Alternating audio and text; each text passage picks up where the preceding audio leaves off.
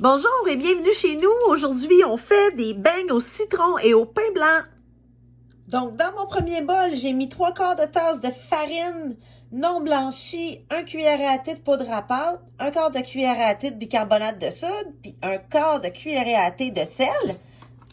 J'ai bien brassé. Et ensuite, j'ai mis 1 cuillère à thé d'aiguille de pain en poudre et 1 cuillère à thé de zeste de citron. Donc, on va bien mélanger tout ça. Un coup que c'est fait.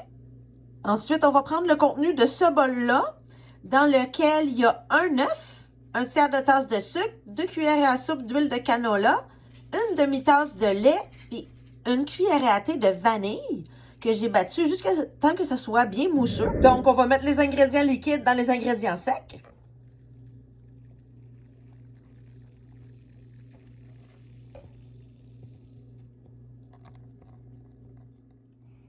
Et ensuite, on va bien battre avec un malaxeur. Un coup que tout est bien mélangé, on goûte.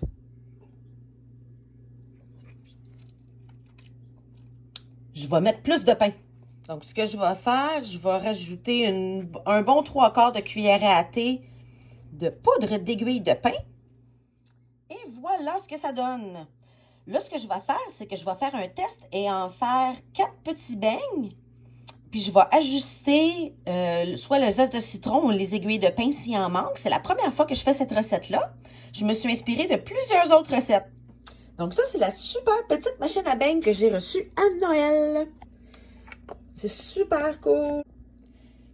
Fait que ce que j'ai fait, c'est que je l'ai juste huilé légèrement. Là, je vais y aller avec une cuillère.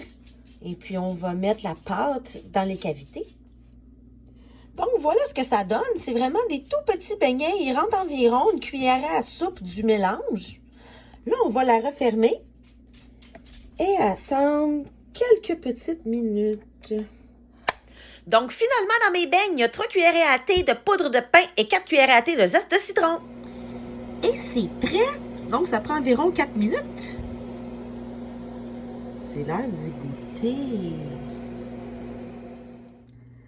Donc, voilà ce que ça donne à l'intérieur. C'est vraiment des tout petits beignes. Ils sont hyper mignons. Qu'est-ce qui est un petit peu drôle aussi, c'est mon chien qui est juste là, qui a l'air très intéressé. Donc, voilà le résultat final. Ce que j'ai fait, c'est que j'ai fait un petit glaçage avec une tasse de sucre en poudre, 2 cuillerées à table de lait, puis quelques gouttes de vanille, ainsi qu'une cuillerée à thé de poudre de pain, d'aiguille de pain. Et voilà ce que ça donne. Si vous voulez d'autres trucs sur les plantes sauvages comestibles, suivez-moi. Si vous êtes intéressé à suivre un atelier sur les plantes sauvages comestibles, écrivez-moi. Bon appétit!